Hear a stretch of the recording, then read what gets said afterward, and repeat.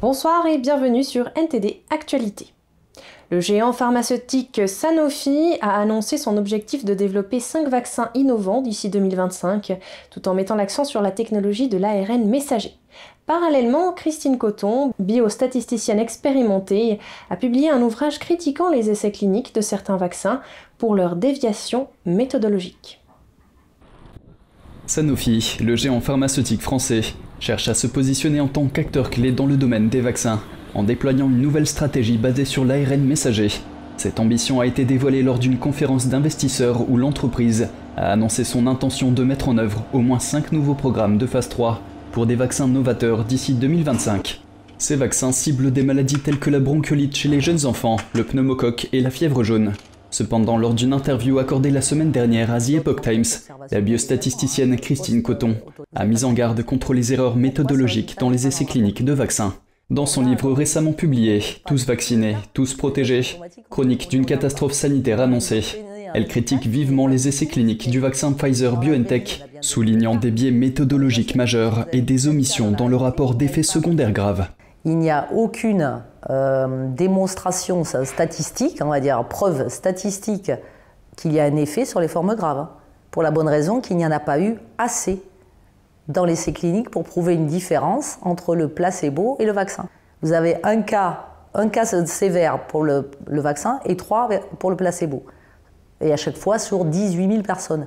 Donc sur 36 000 à peu près participants à l'essai, vous avez 4 cas sévères.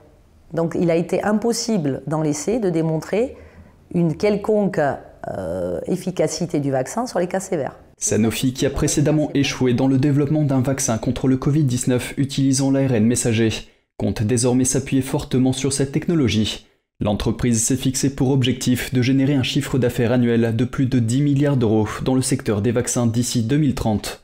Jean-François Toussaint, responsable mondial du pôle recherche et développement des vaccins chez Sanofi, a présenté des résultats prometteurs pour un vaccin intranasal contre le virus respiratoire syncytal qui pourrait entrer en phase 3 d'essais cliniques dès l'année prochaine.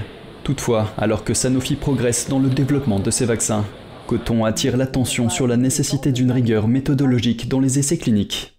Donc il faut que le monde de l'industrie pharma prenne connaissance de tout ça, puisque en fait, si on reproduit cette façon de fonctionner, c'est-à-dire des essais bâclés en très peu de temps avec des méthodes foireuses, on va avoir sur le marché, à partir de maintenant, que des produits potentiellement inefficaces, voire toxiques, puisqu'ils n'auront pas été testés dans des conditions permettant d'être sûr de l'efficacité ou de la tolérance. Elle critique en particulier la gestion de certains sites ayant participé à l'essai clinique du vaccin Pfizer-BioNTech, qui ont selon elle manqué de transparence concernant la déclaration des effets secondaires graves. Les remarques de Coton suggèrent que les sociétés pharmaceutiques doivent maintenir un haut niveau d'intégrité dans la conduite de leurs essais cliniques pour garantir l'efficacité et la sûreté des vaccins. Un enjeu qui pourrait être crucial pour Sanofi, alors qu'il s'efforce de devenir un acteur majeur dans ce domaine. Et en Suisse, lundi et mardi dernier, des représentants de différents ministères pékinois se sont rendus à Berne pour s'entretenir de questions économiques et politiques. Si la Chine s'est dite disposée à redonner de l'importance à des échanges, elle a mis son veto à la participation des représentants des organisations des droits de l'homme suisses à cette rencontre. À l'heure où le département de l'économie de Guy Parmelin tente de moderniser l'accord bilatéral de libre-échange signé en 2014 avec la Chine, des voix critiques s'élèvent contre cette coopération économique honteuse qui perdure alors que la persécution des Ouïghours, des Tibétains et des Falun Gong a toujours cours en Chine. Pour certains politiciens, les dialogues sur les droits de l'homme amorcés de façon régulière par la Suisse ne seraient qu'un prétexte pour faire des affaires avec l'Empire du Milieu, à l'abri des critiques.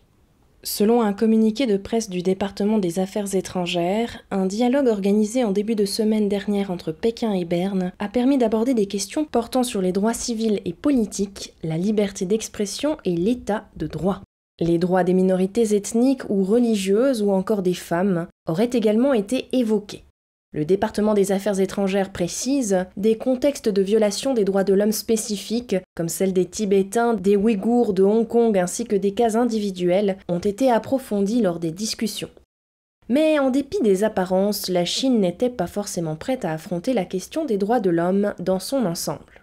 En effet, avant la rencontre, Pékin avait d'emblée mis son veto à la participation des organisations non gouvernementales que le département des Affaires étrangères suisse voulait convier pour l'occasion. La Société pour les peuples menacés, Amnesty International, l'Association Ouïghour Suisse, la Société d'amitié suisse tibétaine et l'International Service for Human Rights avaient l'intention de soulever des questions épineuses, comme celle des camps de travaux forcés, celle de l'extinction culturelle au Xinjiang, ou encore celle de l'intimidation des Tibétains en exil en Suisse, ou de la peine de mort souvent appliquée dans l'Empire du Milieu.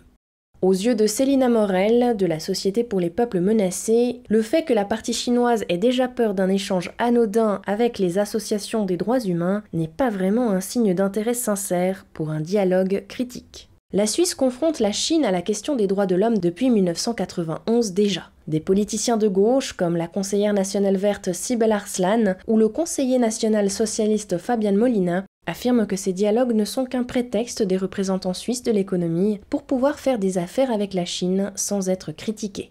À l'heure où la Suisse tente de renforcer sa coopération avec l'Empire du Milieu, en modernisant l'accord bilatéral de libre-échange de 2014, Fabian Molina a recommandé la voie de la fermeté. Si la Chine ne fait pas de concessions en matière des droits de l'homme, il n'y aura pas de majorité pour un accord de libre-échange étendu, ni au Parlement, ni au sein du peuple. L'association Ouïghour Suisse ainsi que d'autres organisations ont appelé mercredi à une manifestation autorisée sur la place fédérale afin de protester contre la répression chinoise.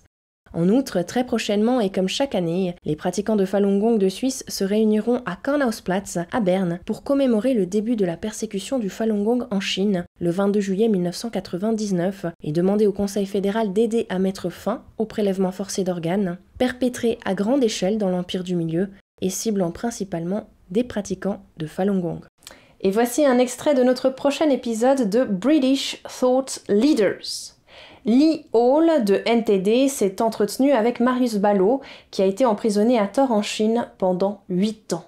Dans sa première interview à la télévision anglaise depuis sa libération, il parle de la façon dont il a surmonté son épreuve et de son cheminement jusqu'à la guérison. Que diriez-vous à quelqu'un qui envisage d'aller travailler en Chine ou à un Européen ? Je dirais que la Chine est comme un champ de mines. Vous ne savez jamais quand vous allez marcher sur une mine et si elle prendra votre pied ou votre vie. C'est ce qui m'est arrivé. Je me suis retrouvé tout à coup enfermé sur une chaise métallique, interrogé et condamné à 8 ans de prison, tout à fait à l'improviste. Je savais qu'il y avait ça brillait, vous savez, c'est beau et ça a l'air beau, joli et brillant de l'extérieur, c'est ce qui m'a attiré. Vous savez, les très très grands immeubles et la possibilité d'obtenir un bon salaire en enseignant l'anglais avec peu d'efforts, de pouvoir s'offrir à peu près tout ce que l'on veut. Et tout le monde veut être ami avec vous. Les Chinois sont très amicaux. Le système ne doit pas être confondu avec le peuple, même si c'est ce que veut le système. Mais il est évident qu'il faut faire une distinction. Par exemple, ici, en Grande-Bretagne, dans tous les pays démocratiques, les partis existent pour servir le peuple. Les partis sont donc en dessous du peuple. Je viens de Roumanie, et pendant la période communiste en Roumanie, on essayait de faire en sorte que le parti et le peuple soient au même niveau. Le parti et le peuple. Mais en Chine, c'est l'inverse. Le peuple est au bas de l'échelle, et tous n'existent que dans un seul but: servir les intérêts du parti. Le parti essaie donc de leur inculquer cette façon de penser, et c'est ce qu'il a essayé de faire. Et cela devient de plus en plus dangereux, même pour nous, ici en Europe, parce que les tentacules s'étendent de plus en plus. Et croyez-moi, quand je dis que nous vivons une époque très, très dangereuse. Qu'avez-vous ressenti à votre retour en Roumanie ? Oh, Lee, j'ai immédiatement eu l'idée qu'une fois rentré, je devrais partir en pèlerinage et marcher. Marcher 1 kilomètre pour chaque jour où j'ai été injustement détenu dans cette prison. 8 ans. Ça fait donc 2922 jours. J'ai marché pendant 2922 kilomètres. J'ai entrepris ce pèlerinage qui a duré 1 mois. Je voulais visiter toutes les prisons de Roumanie où des personnes ont été détenues à l'époque communiste. Des prisonniers politiques et d'autres, torturés et tués.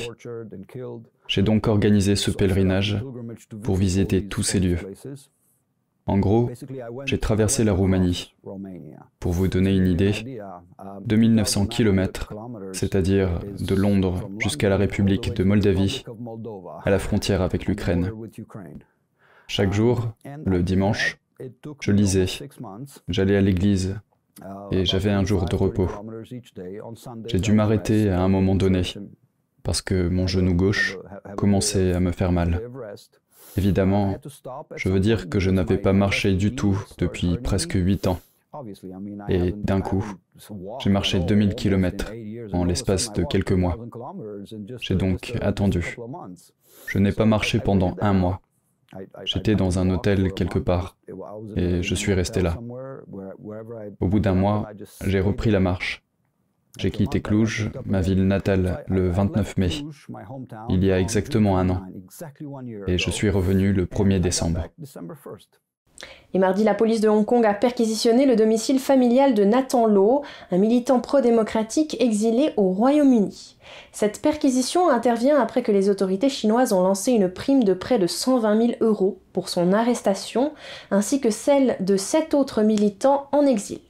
Pour en savoir plus, Mark Sabat, directeur pour le Royaume-Uni et l'Union européenne de la Fondation du Comité pour la Liberté à Hong Kong, s'est entretenu avec NTD. Bonjour Mark, c'est un plaisir de vous parler. Le frère et les parents du militant hongkongais Nathan Law ont été emmenés pour être interrogés. Nous avons appris hier matin que sa famille avait été convoquée à Hong Kong pour être interrogée. Nous n'avons pas pu vérifier cette information de manière indépendante, mais elle a été rapportée par de nombreux médias. Si c'est le cas, il s'agit d'une escalade choquante dans la manière dont les autorités de Hong Kong traitent les dissidents ou les militants pro-démocratie qui ont quitté Hong Kong. Le Parti communiste chinois a-t-il l'habitude d'utiliser ce genre de tactique ? En Chine continentale, c'est très courant. C'est courant en Chine du Nord, par exemple, et certainement en Chine continentale. Mais ce que cela montre essentiellement, c'est que la Chine continentale est maintenant à Hong Kong, et que la politique un pays deux systèmes en place depuis 25 ans est complètement et totalement morte. Le Royaume-Uni a déjà reproché à la Chine d'avoir violé la déclaration conjointe sino-britannique qui contient la promesse d'un pays et de 2 systèmes.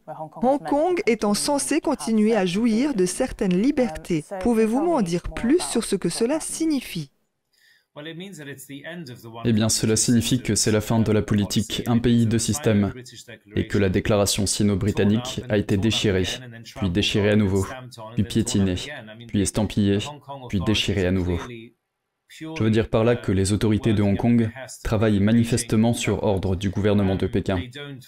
Elles ne respectent pas la loi fondamentale et les lois de Hong Kong. Elles ne cessent de les modifier, de les tordre, et de les retourner, afin de persécuter et de poursuivre les personnes qui dénoncent leur comportement et l'intrusion de la mission de Pékin à Hong Kong. Dans ce contexte, le Parti communiste chinois va-t-il durer encore une dizaine d'années, d'après vous ? Qui voudrait prédire combien de temps le Parti communiste va survivre ? Je pense que pour survivre pendant les 70 prochaines années, comme ils l'ont fait, la répression va devoir augmenter en Chine continentale. Ils ne peuvent pas se libérer économiquement sans permettre aux gens d'avoir une vue sur le monde. Et plus la Chine s'ouvre au commerce international et aux affaires, plus les étudiants partent à l'étranger. Plus les étrangers viennent et investissent, plus les Chinois verront qu'il y a une autre façon de vivre et qu'il n'y a pas d'obligation spécifique pour la Chine de contrôler les médias et de contrôler la liberté d'expression et de mouvement. Il sera donc de plus en plus difficile de maintenir l'autorité totale du PCC, sans devenir encore plus brutal à l'égard des libertés civiles.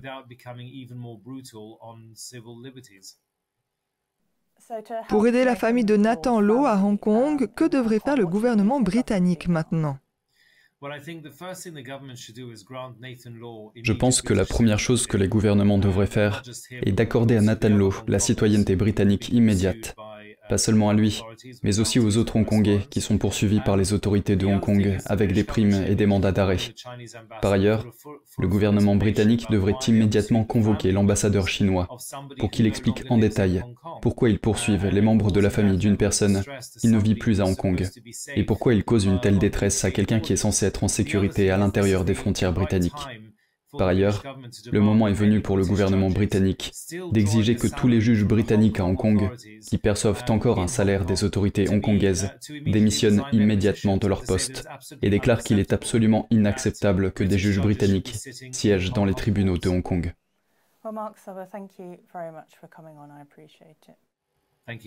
Et un procès contre le géant de la technologie Cisco a été relancé. L'entreprise de San José en Californie aurait aidé la Chine à persécuter un groupe spirituel. L'affaire avait été classée sans suite il y a près de 10 ans. Aujourd'hui, les juges reprennent l'affaire. Selon une cour d'appel américaine, une action en justice accusant Cisco de contribuer à la violente persécution du Falun Gong par le régime chinois peut aller de l'avant jusqu'au procès. Le Falun Gong est un groupe religieux lourdement persécuté en Chine depuis 1999.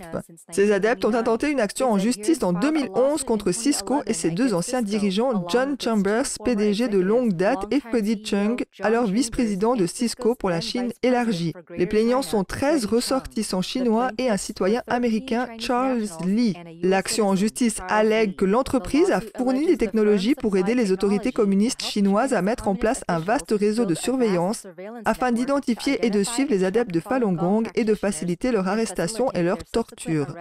Le 7 juillet, la Cour d'appel fédérale a estimé que les allégations des plaignants étaient suffisantes pour que l'affaire soit poursuivie, annulant ainsi une décision de 2014 d'un tribunal de district inférieur qui avait rejeté l'affaire. Dans son avis rétablissant l'action en justice, la juge Marsha Berdin a écrit « Nous concluons que les allégations des plaignants considérées comme vraies sont suffisantes pour fonder une plainte plausible selon laquelle Cisco a fourni une assistance technique essentielle au Dujang du Falun Gong en sachant que les violations du droit international que sont la torture, la détention arbitraire, les disparitions et les exécutions extrajudiciaires risquaient fort de se produire. Le terme Dujang est un terme utilisé par le Parti communiste chinois pour désigner les campagnes politiques violentes menées par le régime contre les ennemis présumés. Berdin a déclaré que les actions de l'entreprise, dont beaucoup se sont déroulées sur le sol américain, constituent une aide et un encouragement aux abus du régime chinois. Les plaignants affirment que Cisco s'est commercialisé en ciblant les dissidents et est devenu un facilitateur de la suppression violente de la foi par le régime, en concevant et en développant un appareil complet avec des technologies et des talents américains en échange d'un accès au marché. Le système auquel les plaignants font référence est le bouclier d'or, la plateforme de surveillance chinoise accessible dans tout le pays. Selon eux, Cisco a conçu, élaboré et fourni une assistance essentielle à la mise en œuvre et à la mise au point du projet Bouclier d'or, à un moment où le régime était incapable d'en développer un par ses propres moyens. Selon les plaignants, le produit résultant est un système de surveillance capable de contrôler en temps réel les activités Internet des adeptes de Falun Gong afin d'identifier, de rassembler et de torturer les membres de ce groupe religieux.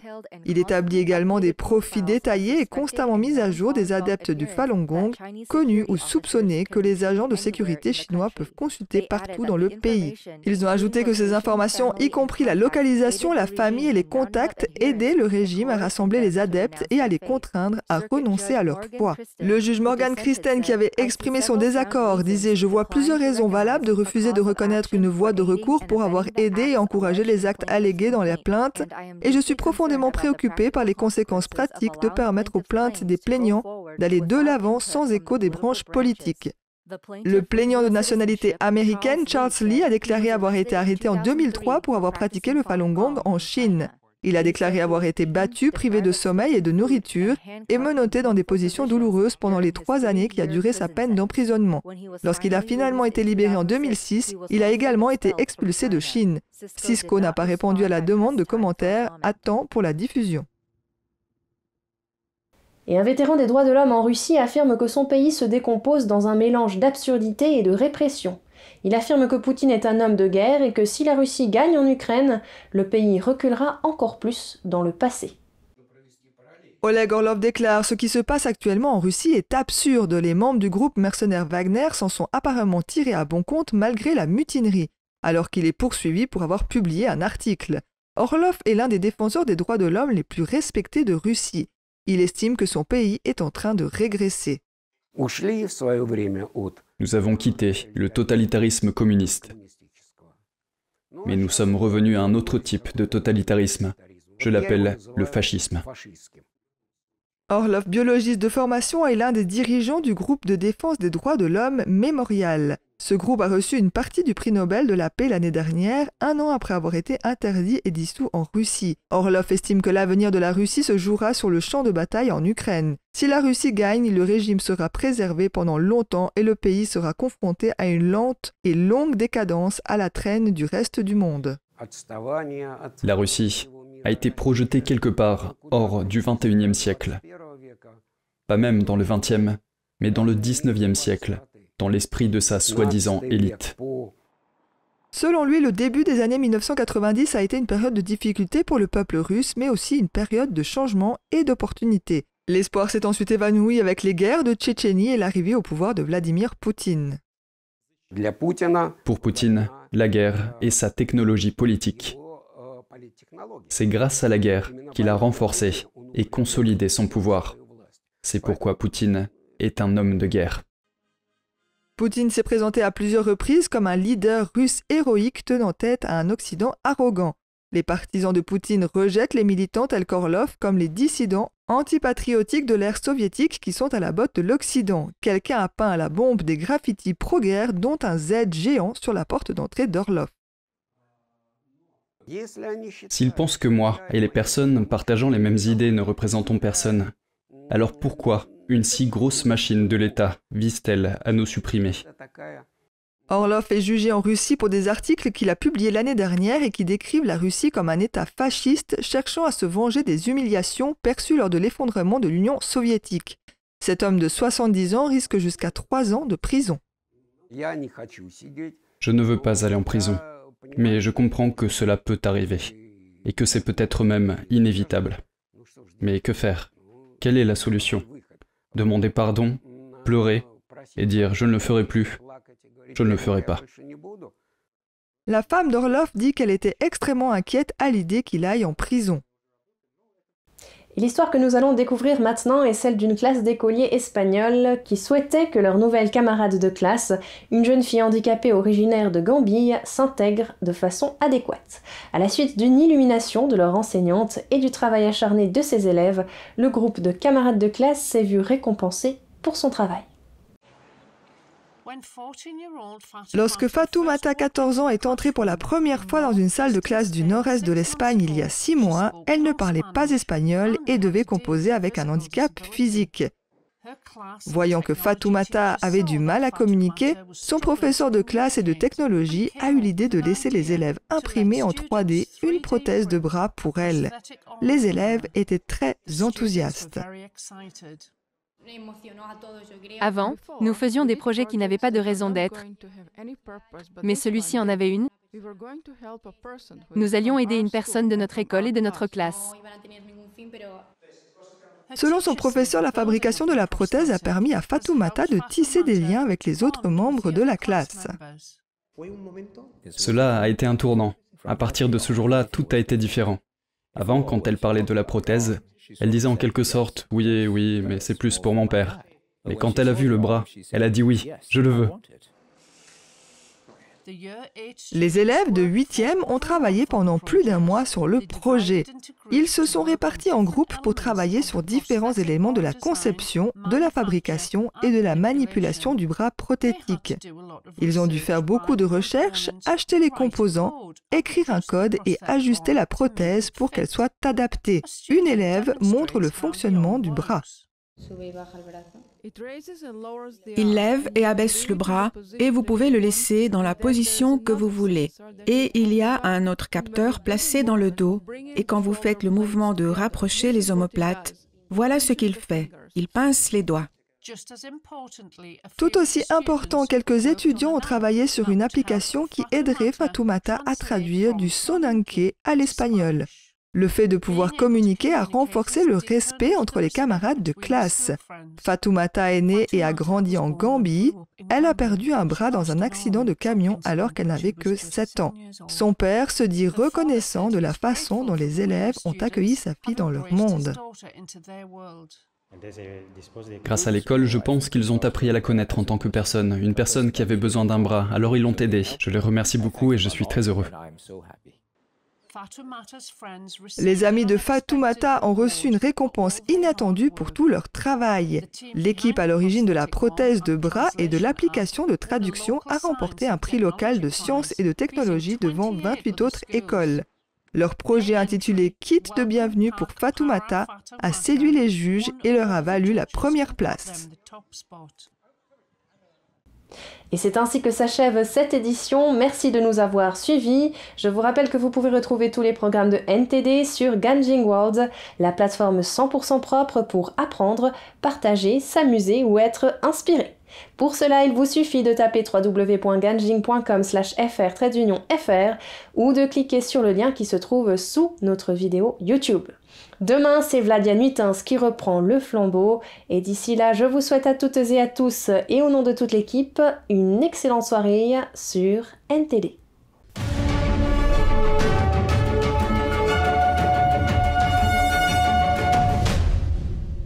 Bienvenue à Chine non censurée. Je suis Chris Chappell. Cet épisode est sponsorisé par Incogni.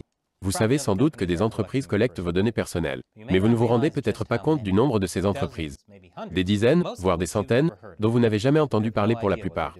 Et vous n'avez aucune idée de ce qu'elles en font. Incogni vous aide à les arrêter, j'en dirai plus à la fin. C'est enfin arrivé. Le secrétaire d'État Anthony Blinken a obtenu ses rendez-vous à Pékin cette semaine. J'aimerais dire que c'est une bonne chose. Mais tout ce voyage a été un désastre assez spectaculaire depuis le début.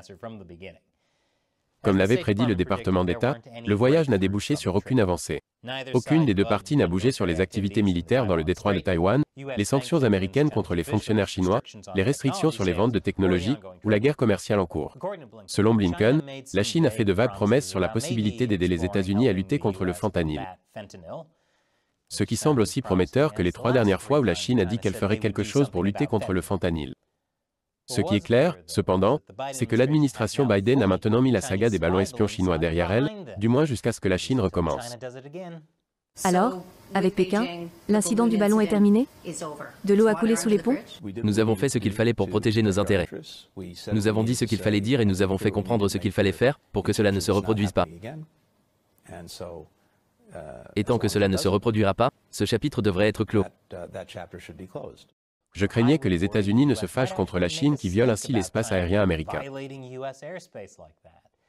Je pense que je n'aurais pas dû m'inquiéter. L'administration Biden n'est apparemment pas douée pour la rancune. L'un des principaux objectifs du voyage de M. Blinken était de rétablir les canaux de communication diplomatique. Blinken n'a pas été en mesure de rétablir les communications entre militaires.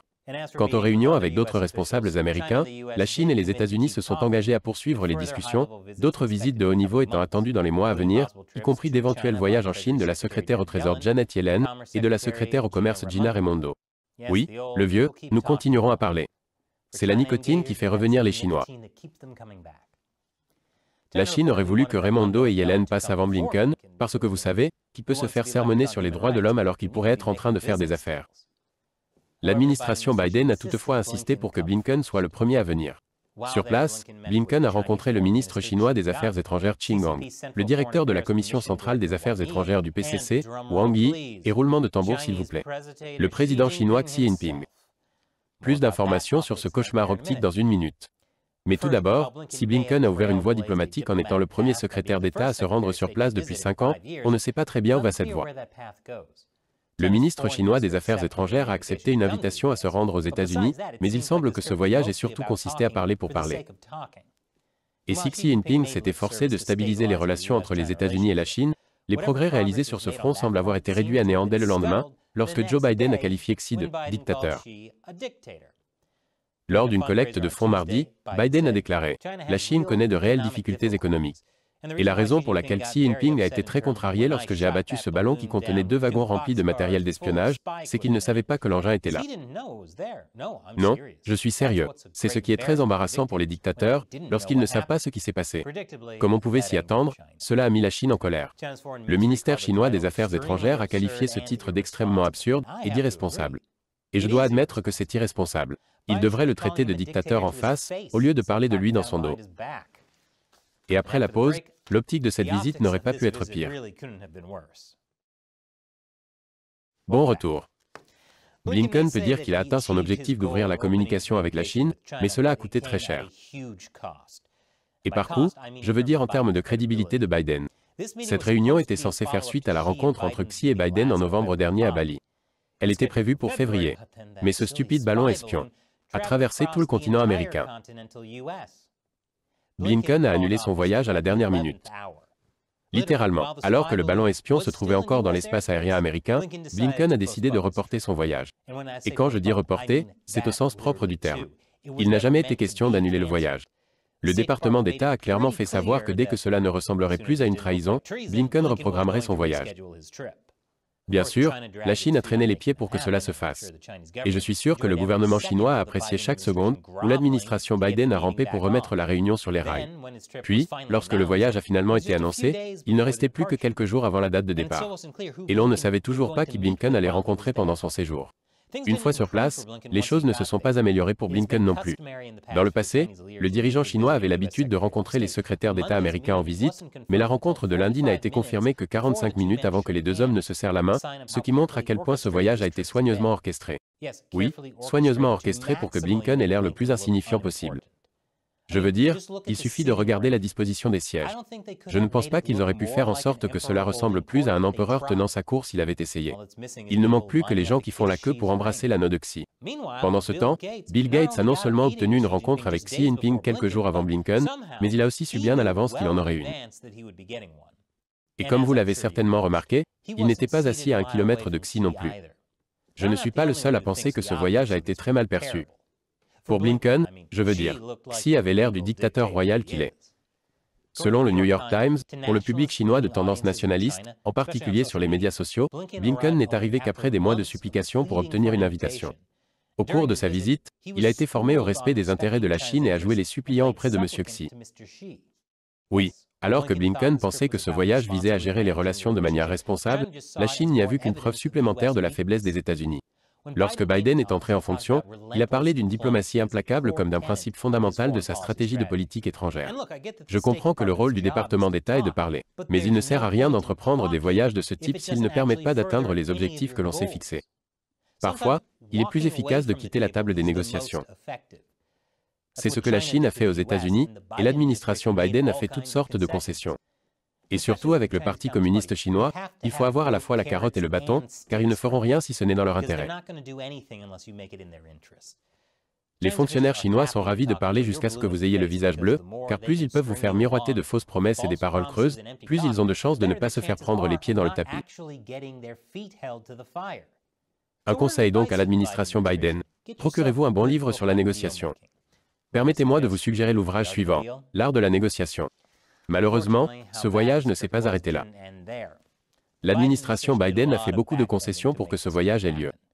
Non seulement les États-Unis sont apparus faibles, mais la crédibilité de l'administration Biden a été mise à mal aux yeux de nombreux Américains. Nous avons déjà expliqué comment l'administration Biden avait retenu des sanctions, des contrôles à l'exportation et d'autres mesures pour gérer les retombées de l'affaire du ballon espion chinois.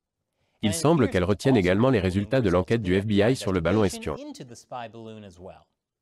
Un responsable chinois a confirmé à Reuters qu'une nouvelle visite de Blinken serait plus probable si les États-Unis accédaient au souhait de Pékin de mettre de côté la question du ballon espion, ajoutant que la Chine avait fait savoir qu'elle ne souhaitait pas que le FBI divulgue les détails de son enquête sur le ballon abattu.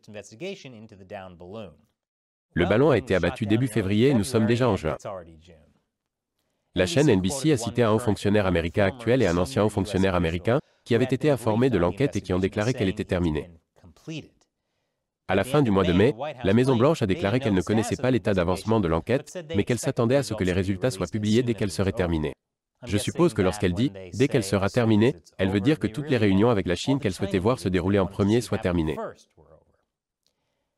Le pari de Joe Biden semble être que le report des sanctions et la minimisation de l'espionnage chinois amélioreront les relations avec Pékin. Oui, il suffit de céder à tout ce qu'ils veulent, de ne rien exiger d'autre que la poursuite des discussions avec la Chine, et tout ira bien. La Chine ne verra certainement pas cela comme une faiblesse qu'elle peut continuer à exploiter. Pas plus tard que la semaine dernière, un groupe de législateurs républicains a demandé à M. Biden des réponses sur l'enquête du FBI. Non seulement les résultats de l'enquête ne sont pas divulgués, mais l'administration Biden n'en fait pas assez pour tenir la Chine pour responsable. Un autre élément aurait pu faire échouer le voyage de Blinken, les informations selon lesquelles la Chine construisait une base d'espionnage à Cuba, à seulement 150 km du sol américain. La Maison-Blanche a rapidement qualifié ces informations d'inexactes. Mais elle a ensuite déclaré que la Chine espionnait depuis Cuba depuis au moins 2019. Il n'y a donc pas lieu d'annuler un voyage pour l'instant. Le journaliste du Wall Street Journal qui a révélé cette histoire a déclaré à NPR que la Maison-Blanche n'était pas contente, c'est le moins qu'on puisse dire, parce que cela arrivait au moment où le secrétaire d'État Blinken se préparait à se rendre en Chine. Cette semaine, ce même journaliste a signé un autre article, selon lequel Pékin aurait l'intention de construire un nouveau centre d'entraînement militaire à Cuba. Selon le journal, les rapports des services de renseignement américains indiquent que ces discussions sont à un stade avancé, mais qu'elles ne sont pas encore finalisées. Blinken a déclaré qu'il avait indiqué très clairement que les États-Unis seraient très préoccupés par toute activité militaire chinoise à Cuba au cours de ces rencontres. Il s'agit là d'un véritable coup de semonce. Je suis sûr qu'après avoir pris connaissance des profondes inquiétudes américaines, la Chine est en train de revoir ses plans. Mais si les informations du Wall Street Journal sont exactes, il semble bien que la Maison-Blanche nie toute responsabilité et déplace l'histoire. Peut-être ne voulait-elle pas que ces informations soient divulguées pour d'autres raisons. Mais au lieu de clarifier ce qui était inexact dans le rapport, elle a simplement donné l'impression qu'il s'agissait d'un vieux problème, c'est-à-dire qu'il n'y avait pas lieu d'annuler un voyage. L'administration Biden n'a pas non plus respecté le délai qui lui était imparti pour déclassifier les documents relatifs aux origines du Covid. En mars, Biden a signé la loi de 2023 sur les origines du Covid. Cette loi donnait au gouvernement 90 jours pour déclassifier les renseignements. Malheureusement pour Biden, ce délai est tombé l'un des jours où M. Blinken se trouvait à Pékin. Un fonctionnaire de l'administration, cité par NBC News, a donné l'impression que si cela prenait autant de temps, c'était simplement parce qu'il faisait preuve de la diligence nécessaire. Ce fonctionnaire a déclaré que le bureau du directeur du renseignement national mène actuellement un processus de déclassification minutieux et que faire toute la lumière sur les origines du Covid-19 reste une priorité pour le président. Il n'a toutefois pas précisé quand les documents seraient publiés. Le sénateur républicain Mike Brown a accusé l'administration Biden d'avoir laissé passer la date limite pour ne pas fâcher la Chine. Il a déclaré « La Maison-Blanche n'a que trop tardé à déclassifier les informations sur les fuites du laboratoire Covid, et la loi signée par le président Biden ne prévoit pas d'exception pour les réunions entre le secrétaire d'État et Xi Jinping. » Après la pause, Taïwan ne fait-elle pas partie de la Chine? Bienvenue à nouveau. La Chine dit si souvent que Taïwan fait partie d'elle que cela doit être vrai, n'est-ce pas? C'est la confusion qui a entouré le récent voyage en Chine de la star du football Lionel Messi. Messi est arrivé à l'aéroport de Pékin dimanche. Il possède un passeport espagnol et un passeport argentin, mais il n'a apporté que son passeport espagnol cette fois-ci. En Chine, les citoyens espagnols doivent obtenir un visa avant de pouvoir entrer, ce qui n'est pas le cas à Taïwan. Après avoir été interpellé parce qu'il n'avait pas de visa, Messi aurait demandé si Taïwan n'était pas la Chine. Citant des médias chinois, The Epoch Times rapporte que la question a provoqué un silence gênant, le personnel des douanes de Pékin n'ayant pas pu répondre. Voilà qui est bien embarrassant. Qui aurait pu penser qu'un joueur de football serait celui qui soulignerait si parfaitement l'hypocrisie de la Chine? Messi marque un point. Ce n'est pas la seule nouvelle qui est ressortie de sa visite. Un de ses fans chinois s'est précipité sur le terrain lors d'un match contre l'Australie. On le voit ici courir sur le terrain et serrer rapidement Messi dans ses bras avant de s'enfuir devant la sécurité. Il leur fait faire un bon tour avant de trébucher et de tomber, ce qui leur permet de le rattraper. Le fan aurait été interdit de stade pendant 12 mois en guise de punition. L'hymne de protestation de Hong Kong a disparu d'Apple Music et de Spotify la semaine dernière. L'hymne était associé aux manifestations de 2019 en faveur de la démocratie à Hong Kong. Je vous ferai bien écouter un clip, mais YouTube nous épinglerait probablement pour violation des droits d'auteur et nous priverait de tous nos revenus publicitaires. Le gouvernement de Hong Kong a demandé une injonction contre la chanson. Il veut interdire la vente, la distribution ou l'écoute de la chanson, même en ligne. Il faut donc espérer que vous n'êtes pas le DJ d'un match de rugby et que vous ne choisissiez pas accidentellement la mauvaise chanson. Vous pourriez être accusé de sédition. Et un rat peut-il être un canard? Ces deux animaux ne semblent pas faciles à confondre. C'est pourquoi les médias sociaux chinois se sont émus de ce qu'un étudiant se soit entendu dire que la tête de rat qu'il avait trouvée dans son assiette était en fait un coup de canard. Un étudiant de l'école polytechnique de l'industrie du Jiangxi, en Chine, a trouvé cette tête dans son repas à la cafétéria de l'école. L'école et, plus tard, les autorités locales ont tenté de convaincre l'étudiant que ce n'était pas ce qu'il pensait. Car je suppose qu'en Chine, les canards ont des dents qui leur sortent du cou. Dans une vidéo de clarification totalement non contrainte qu'il a ensuite mise en ligne, il a déclaré « J'ai découvert qu'il ne s'agissait pas d'une tête de rat mais d'un coup de canard, alors j'aimerais clarifier les choses. » Toutefois, les internautes n'étant pas convaincus, le gouvernement provincial a lancé sa propre enquête. Selon CNN, l'équipe d'enquête provinciale a conclu que l'objet étranger n'était pas un morceau de cou de canard et que le bureau local de supervision du marché et l'école étaient parvenus à une conclusion erronée parce qu'ils n'avaient pas enquêté avec diligence.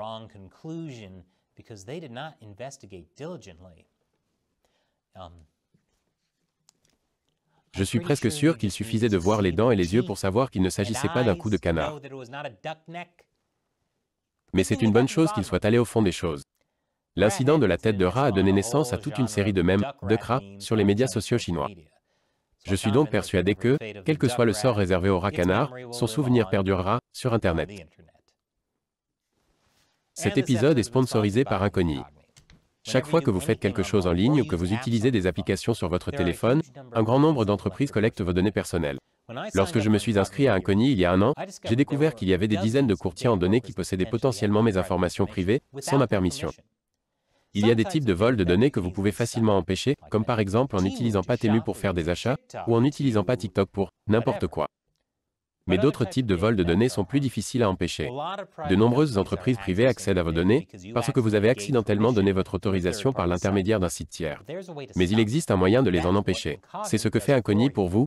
Il écrit à ces entreprises en utilisant un langage juridique spécifique, les obligeant à supprimer vos informations personnelles. Incogni a déjà obtenu que mes données soient supprimées de 102 de ses courtiers en données douteux, et beaucoup d'autres sont en cours. Et je n'ai rien eu à faire après m'être inscrit, Incogni s'en charge. Je vous recommande donc de vous procurer Incogni. Cliquez sur le lien ci-dessous ou rendez-vous sur incogni.com/uncensored. Pour une durée limitée, les 100 premières personnes à utiliser le code uncensored bénéficieront d'une réduction de 60%. Retirez vos données personnelles du marché avec Incogni. Encore une fois, je suis Chris Chappell, merci d'avoir regardé Chine non censurée.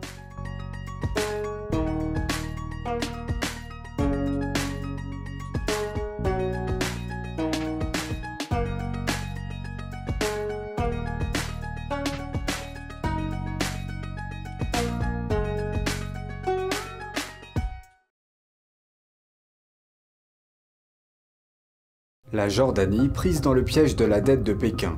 Un projet lié à l'énergie pourrait coûter plusieurs milliards au pays sur le long terme.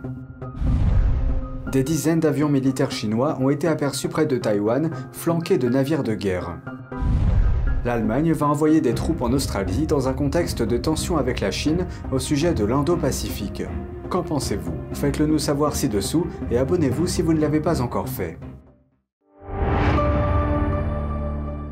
Bienvenue dans Regard sur la Chine, un beau rêve transformé en cauchemar. Une centrale électrique chinoise, en Jordanie, conçue pour pallier la pénurie d'électricité dans le pays, est au cœur d'une vive controverse. Elle pourrait entraîner une dette de plusieurs milliards de dollars pour la Jordanie. Au milieu du désert, le royaume de Jordanie est confronté à des difficultés financières. Bien que la Jordanie se classe au 4e rang mondial en termes de quantité de schiste bitumineux, la Jordanie est aussi l'un des pays les plus dépendants des sources d'énergie étrangères en raison des coûts élevés liés à l'extraction du combustible. En 2012, la compagnie d'électricité Atarat a proposé un plan affirmant aux autorités qu'elle pourrait satisfaire 15% des besoins en électricité du pays. Il est question d'extraire le schiste bitumineux du désert.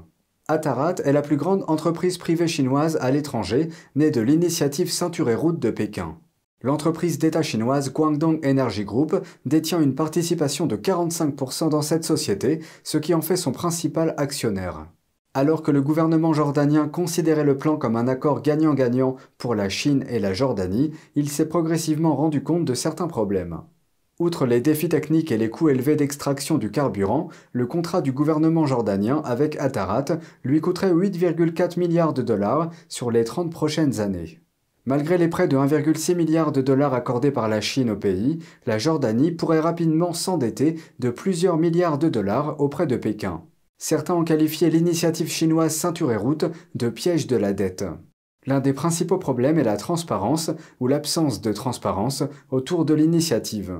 Lorsque les pays en développement peinent à obtenir des prêts pour des projets d'infrastructure, la Chine intervient en accordant souvent d'importants prêts.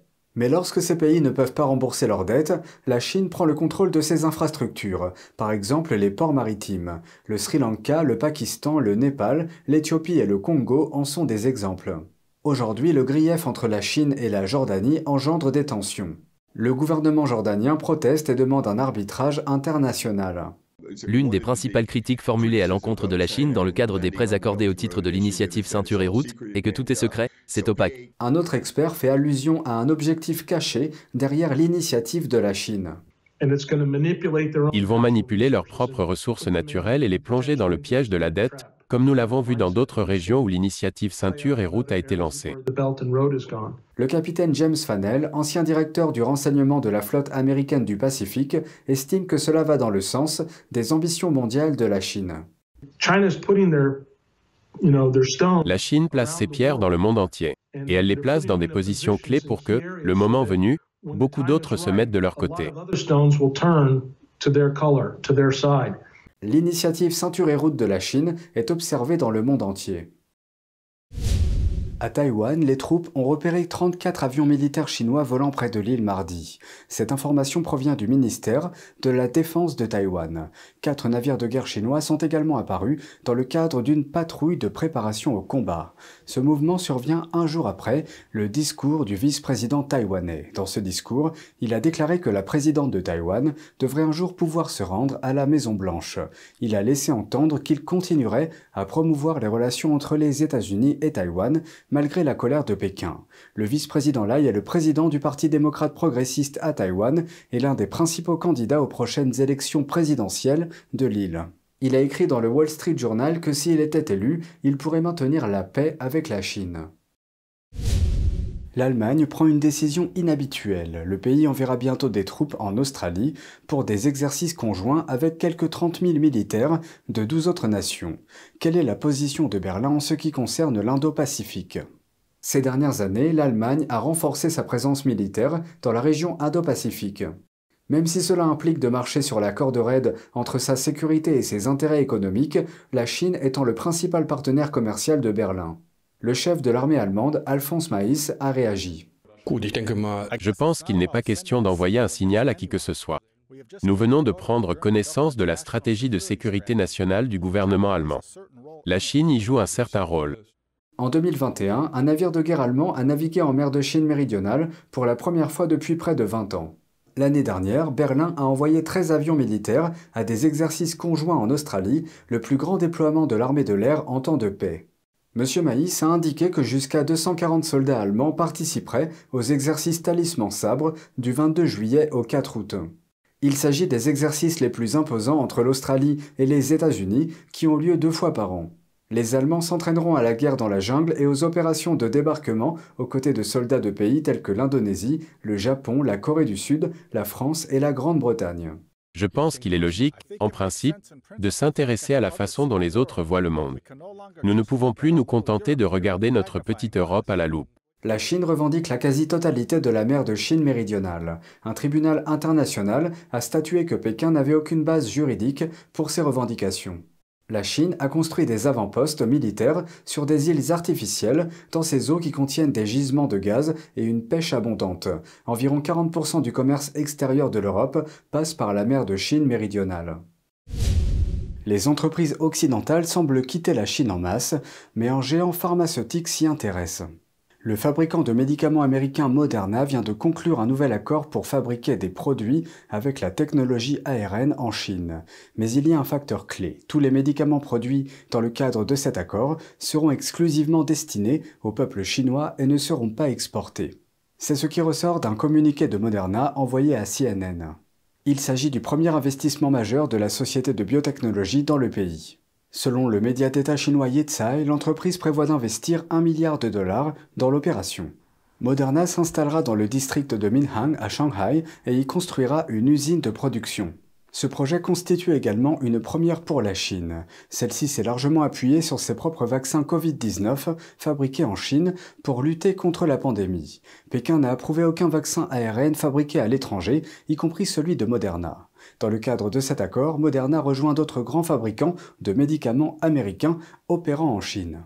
Johnson & Johnson a lancé ses activités en Chine en 1985. Pfizer y est présent depuis plus de 30 ans.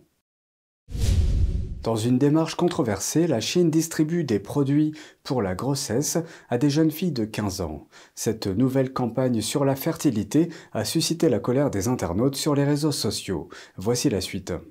Selon un avis émanant de la province chinoise du Sichuan, les citoyennes peuvent désormais recevoir gratuitement de l'acide folique, un complément important avant et après la grossesse. Cette politique s'applique aux femmes âgées de 15 à 49 ans. Cette initiative fait suite à une enquête sur les intentions des femmes en matière de procréation. Mais l'inclusion des jeunes filles de 15 ans a suscité des controverses.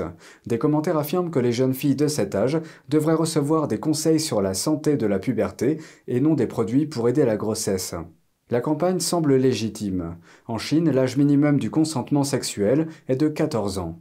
Les autorités du Sichuan ont également fait valoir que la tranche d'âge de 15 à 49 ans correspondait à la définition que donne l'Organisation mondiale de la santé des femmes en âge de procréer.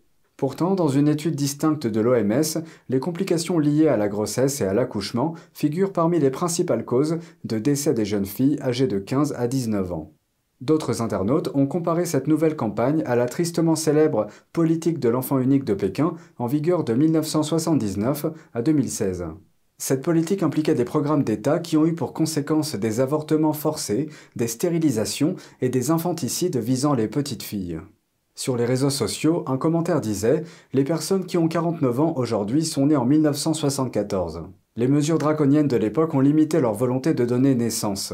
Aujourd'hui, elles sont forcées de donner naissance. Est-il vraiment si difficile de traiter les gens comme des êtres humains ? Pour lutter contre le déclin démographique, la Chine a lancé sa politique des 3 enfants en 2021. Mais les jeunes Chinois ne sont pas du tout disposés à faire des enfants aujourd'hui en raison de pressions croissantes telles que le coût de la vie. L'année dernière, la Chine a enregistré autour de 9,5 millions de nouveau-nés, soit le chiffre le plus bas depuis 1949, date de l'arrivée au pouvoir du Parti communiste chinois. C'est tout pour aujourd'hui, merci d'avoir suivi Regard sur la Chine, on se retrouve demain pour une nouvelle émission, prenez soin de vous et à bientôt.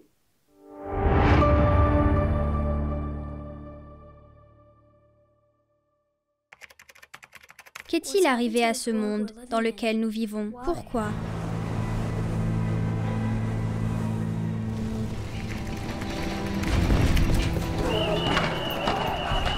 Au cours des 4 années qu'il a passées sur cette terre, il n'a connu que la guerre. Où que j'aille, des choses que je vois, je veux juste m'en détourner.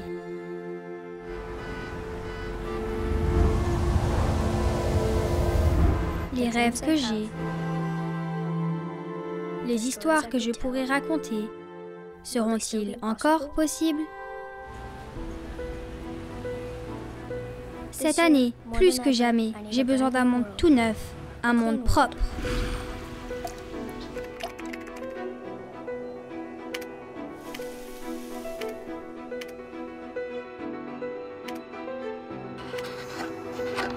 Où je pourrais m'améliorer et être inspiré.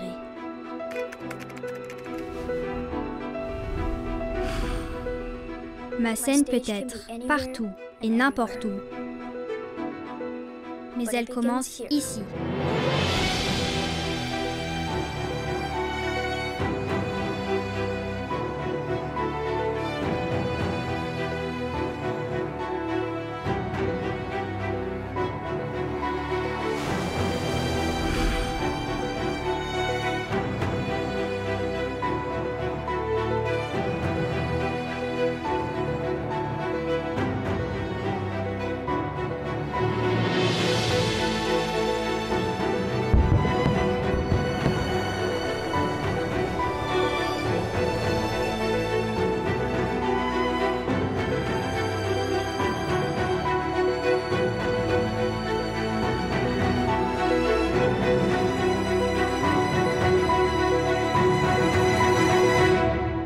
Changing World, un monde plus lumineux.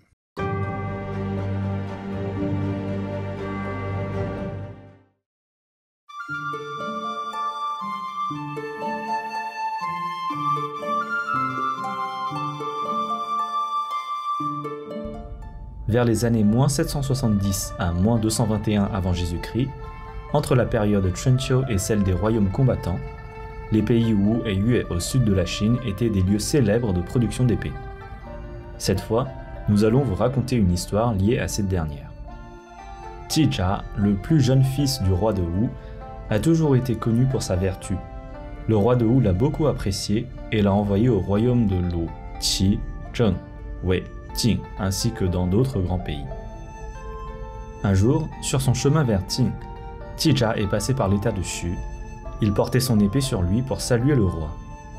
Lorsque ce dernier a vu l'épée, il l'a tout de suite trouvée fort intéressante. Mais il n'a pas osé la demander pour lui-même, sachant qu'elle représentait un trésor rare de l'état de Wu. À cette époque, porter une épée était un marqueur social. Qizha a pensé: je dois encore aller dans l'état de Qing en tant qu'envoyé, donc je ne peux pas rester sans épée. Quand je reviendrai, je l'offrirai au roi de Xu, puisqu'il aime tant. Cependant, quand Qizha est revenu une fois sa mission terminée, le roi de Xu était déjà mort. Qizha a voulu offrir l'épée à son successeur. Son entourage l'en a empêché, disant que cela était inutile puisque le roi était mort et que l'épée était trop précieuse. Alors, Qizha a prononcé ces paroles. Bien que l'ancien roi de l'état de Xu n'ait rien demandé, dans son cœur, il aimait beaucoup cette épée, je le sais. Je me suis dit que j'allais lui offrir quand je serai de retour. C'est une promesse que j'ai faite à moi-même. Si je gardais simplement l'épée parce que l'ancien roi est mort, cela équivaudrait à tromper ma propre conscience. Et un homme droit ne ferait pas d'une telle chose. Le nouveau roi qui succédait à l'ancien a dit « Sans les dernières volontés de feu le roi, je n'ose accepter cette précieuse épée. » Ainsi, avant de partir, Qizha a décidé de laisser son épée en l'accrochant à un arbre à côté du tombeau de l'ancien roi. À travers cet acte, il a été loué par le peuple de l'état de Xu. Cette histoire est inscrite dans Mémoire du grand historien, chapitre de la famille Wu Taipo, -109 à -91, et d'autres textes antiques. Bien que les détails varient légèrement en fonction des différentes versions, l'amitié entre les deux personnages et la fidélité de Qizha demeurent inchangées. Cette histoire montre que les anciens Chinois s'efforçaient de respecter leurs promesses, même si elles n'étaient faites qu'en leur fort intérieur, sans être exprimées par des mots.